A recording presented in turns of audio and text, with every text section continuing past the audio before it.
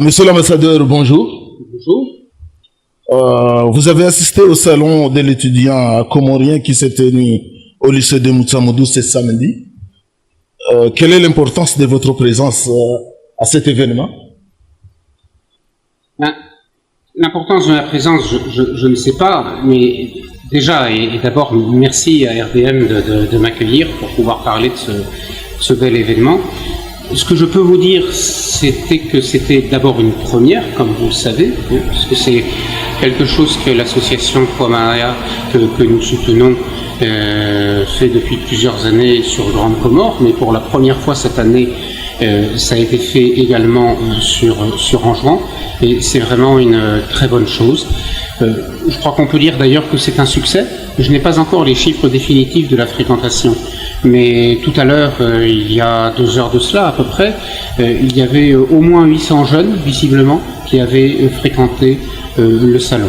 800 jeunes, pas simplement de Moutsamoudou, mais de toute l'île d'Anjouan, puisque l'association avait mobilisé des cars pour permettre aux jeunes de partout sur l'île de venir rejoindre le lycée de Moutsamoudou. Donc pour moi c'est un succès. C'est un succès qui est dû donc aux jeunes déjà. C'est aussi un succès qui est dû aux personnes qui ont notamment tenu les stands. Je ne vais pas citer tout le monde, mais vous avez des entités que vous connaissez bien ici, comme l'Alliance française de Moutsamoudou, dont vous savez qu'elle ne se contente plus d'être à Moutsamoudou, mais qui se déploie dans 8 autres localités de l'île, donc ce qui permet d'apporter aux populations qui le souhaitent la possibilité d'avoir des cours de français. Était présent également Maïcha, dont on connaît bien le centre de formation professionnelle de Mrémani, qui est vraiment un centre de formation qui fait un travail formidable. Il y avait également la société comorienne, la société des pêches, l'école nationale des pêches, qui est un enjeu tout à fait important dans un archipel comme les Comores. C'est évident que les ressources halieutiques sont une richesse pour le pays. Et donc former des gens à la fois au métier de pêcheur, mais au métier de la transformation des produits de la pêche, c'est quelque chose de tout à fait essentiel. Pour moi, être présent, ça revêtait une signification très, très forte, puisque vous le savez sans doute, nombre de nos programmes, d'abord, c'est-à-dire des programmes de soutien aux projets des autorités comoriennes, mais aussi à des projets de la société civile, vise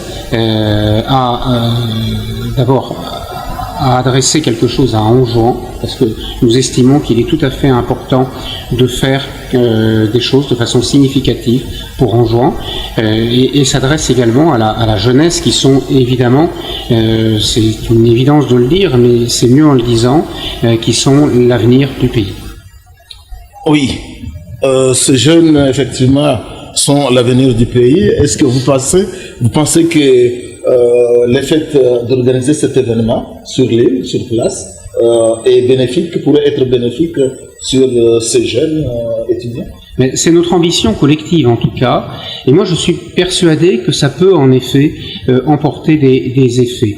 Vous savez, nous avons un programme d'appui aux efforts donc, des autorités comoriennes en matière de formation professionnelle. C'est un programme qui s'appelle KI Comore Initiative, doté de plus de 10 millions d'euros, et qui vise fondamentalement à mettre en relation des entités de formation, le marché, les entreprises et les jeunes.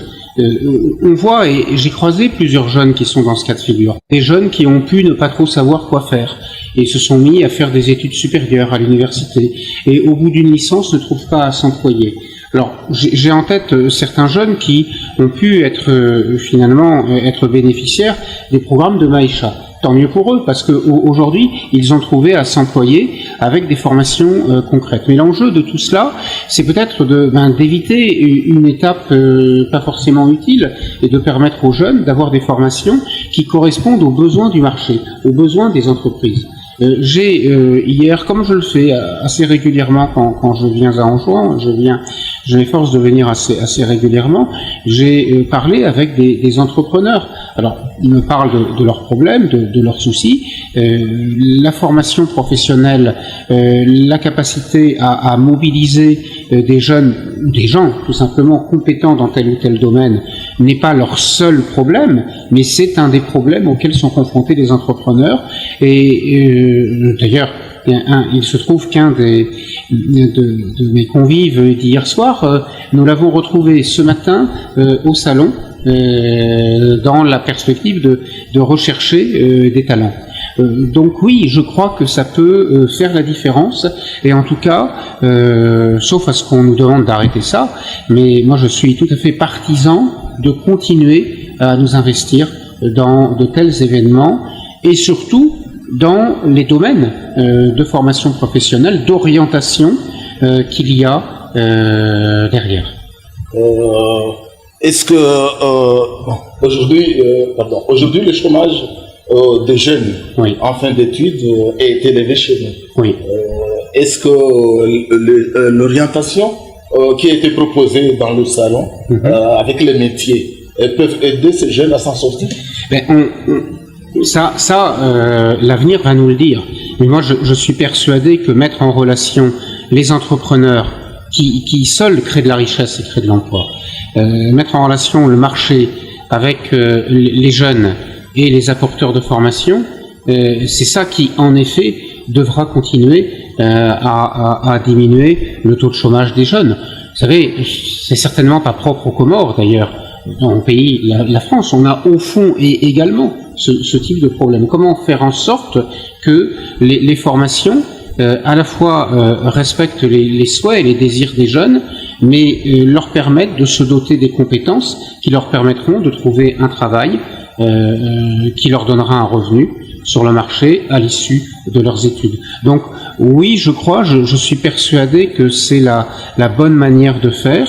Il est évident que tout ça doit s'évaluer. Et dire que ces projets, c'est pas simplement des déclarations d'intention. Il faut que ensemble on puisse évaluer les choses. Dans 1 an, dans 2 ans, dans 5 ans, c'est très important de faire du suivi et évaluation. C'est parfois ce qui pêche dans les programmes, mais il ne s'agit pas simplement de faire des événements ou des lancements. Il faut faire vraiment, au bout de plusieurs années, l'évaluation, parce que c'est en faisant de l'évaluation qu'on voit si ça marche, si ça pourrait marcher mieux, ou si ça ne marche pas du tout et s'il faut faire tout à fait autre chose. Mais je crois fermement que ça peut être tout à fait utile aux jeunes. Et c'est vraiment ce qui nous anime. Beaucoup d'étudiants anjouanais souhaitaient poursuivre leurs études supérieures à l'étranger, surtout en France. Mais les conditions d'accès et les formalités administratives sont trop complexes. Est-ce que selon vous, quelle est la solution la plus simple? Je vais être très franc, je ne partage pas votre constat. Je suis pas sûr que les formalités soient si complexes que ça. Si vous me permettez, j'ai cité quelques chiffres. C'est sur les dernières années, 5 à 600 étudiants comoriens qui suivent des études supérieures en France chaque année. Chaque année, 5 à 600 étudiants comoriens obtiennent leur visa pour études vers la France. Ce qui veut dire, sous votre compte, représenter à peu près 20% des nouveaux bacheliers de chaque année. Ce qui est considérable, ce qui est énorme. Et c'est d'ailleurs au passage 10 fois plus que beaucoup d'autres partenaires qui développent également une offre en matière d'éducation supérieure pour les jeunes comoriens. Les statistiques de l'enseignement supérieur français dont je dispose me disent que il y a à peu près 3500 étudiants comoriens actuellement en cours d'études en France. Donc 5 à 600 nouveaux chaque année. et si je peux me permettre, un stock de 3500 personnes qui, à un moment donné, suivent des études supérieures en France. C'est en fait tout à fait considérable, hein. C'est 3 à 4% de l'ensemble des étudiants originaires du continent africain qui suivent des études en France. Vous voyez, donc je dirais même, il y a une spécificité comorienne, en fait, si vous rapportez ça à la démographie des Comores. Alors, est-ce que c'est compliqué ? Écoutez, c'est vrai qu'il y a tout un processus. On essaye de le simplifier au maximum. Je sais qu'il y a des gens qui sont déçus. Alors d'abord, il y a des gens qui sont déçus d'être refusés, de faire l'objet de refus. Mais on fait un travail avec Campus France qui est un véritable travail d'orientation, d'évaluation du niveau de langue, de la qualité ou de la cohérence du parcours académique. Donc Campus France joue un rôle d'orientation pour les jeunes bacheliers et les jeunes bachelières des Comores. Donc ça, c'est un premier point tout à fait important. On fait des tests de langue, ce qui permet aussi aux gens de se positionner, et s'ils ne sont pas assez forts en français, parce que faut être franc, je veux dire, si vous n'êtes pas assez fort en français, vous risquez l'échec en français. Il vaut peut-être mieux prendre un an de plus pour renforcer vos compétences dans la langue et partir en maximisant vos chances de succès l'année suivante. Donc il y a ça. Il y a ensuite la partie au consulat qui aboutit ou pas au visa. C'est vrai qu'il y a la question des ressources. Je sais que ça peut paraître compliqué, mais pour nous, c'est pas pour embêter les gens qu'on fait ça. C'est aussi pour nous assurer que fondamentalement, les jeunes vont avoir de quoi vivre et vont pouvoir suivre leurs études. Si vous envoyez des jeunes qui n'ont pas le sou, ils ne pourront pas subir le choc.